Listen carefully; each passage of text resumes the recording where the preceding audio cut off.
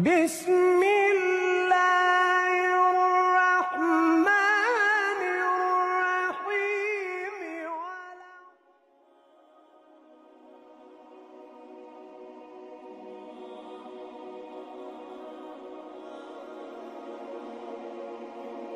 السلام علیکم ورحمۃ اللہ وبرکاتہ۔ پیارے ناظرین کرام، زندگی کا سب سے بڑا سکون اس دل کو نصیب ہوتا ہے جو اللہ اور اس کے رسول صلی اللہ علیہ وسلم کے احکام پر قائم رہتا ہے۔ اللہ تعالی ہمیں استقامت دے اور اللہ تعالی ہمیں ہمیشہ عدل، صبر اور اطاعت کی راہ پر قائم رکھے، آمین ثم آمین۔ یا اللہ ہمیں صحابہ کرام رضی اللہ عنہ جیسا ایمان، وفا اور کردار عطا فرما، آمین یا رب العالمین۔ ناظرین کرام، گزشتہ ویڈیو میں ہم نے تحکیم کے فیصلے تک کے حالات سنے، جہاں دونوں جلیل القدر صحابی رسول صلی اللہ علیہ وسلم حضرت علی رضی اللہ عنہ اور حضرت معاویہ رضی اللہ عنہ کے درمیان معاملہ ہوا۔ آج ہم ان حالات کا ذکر کریں گے جو اس فیصلے کے بعد رونما ہوئے۔ سب سے پہلے یہ بات ہمیشہ یاد رکھیں کہ دونوں عظیم المرتب صحابی ہیں۔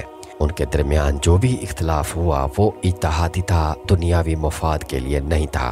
دونوں کا مقصد امت محمدیہ صلی اللہ علیہ وسلم کا بھلا اور نظام عدل کی بقا تھا اور مسلمانوں کے خون کو بچانا تھا۔ یہ دونوں خیر خواہی کے جذبے سے بھرے تھے۔ ہماری زبان سے ان کے لیے ہمیشہ عزت، محبت اور دعائے خیر نکلنی چاہیے، کیونکہ دونوں ہی نبی کریم صلی اللہ علیہ وسلم کے قریبی ساتھی اور جنت کے وعدہ یافتہ ہیں۔ تحکیم کے بعد جنگ صفین کا خاتمہ ہوا، دونوں لشکر واپس اپنے علاقوں کو گئے۔ حضرت علی رضی اللہ عنہ کوفہ تشریف لے آئے اور حضرت معاویہ رضی اللہ عنہ شام واپس چلے گئے۔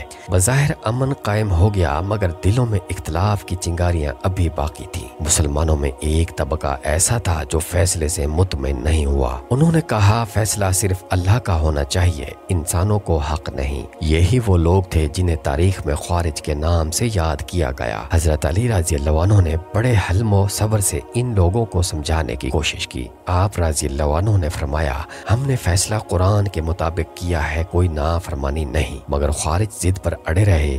ان کے دلوں میں سختی آ گئی اور انہوں نے حضرت علی رضی اللہ عنہ کی حکومت کے خلاف بغاوت کا اعلان کر دیا۔ اس وقت امت میں ایک عجیب اضطراب پیدا ہو گیا تھا۔ کچھ لوگ خاموش، کچھ پریشان، کچھ بھٹکے ہوئے اپنے حال میں تھے۔ حضرت علی رضی اللہ عنہ اس فتنہ کو خون بہائے بغیر ختم کرنا چاہتے تھے۔ آپ رضی اللہ عنہ نے بارہا پیغام بھیجا کہ واپس آ جاؤ، تمہارے بھائی بلاتے ہیں، مگر خوارج نے نہ مانا اور اپنی ضد پر قائم رہے، مسلسل اڑے رہے۔ یوں خلافت علی رضی اللہ عنہ کا دوسرا سال انہی مشکلات میں گزرا، مسلسل آزمائش میں، مگر علی رضی اللہ عنہ صبر و استقامت کے پہاڑ بنے رہے اور امت کی خیر خواہی چاہتے رہے۔ یہ تھا تحکیم کے فیصلے کے بعد کا منظر، امت کا ایک امتحانی وقت، جب امت کا امتحان جاری تھا مگر اہل ایمان کے دلوں میں امید باقی تھی۔ ناظرین کرام، آج کی ویڈیو میں ہم نے خلافت علی رضی اللہ عنہ کے دوسرے سال کے حالات سنے۔ انشاءاللہ تعالی اگلی ویڈیو میں ہم بیان کریں گے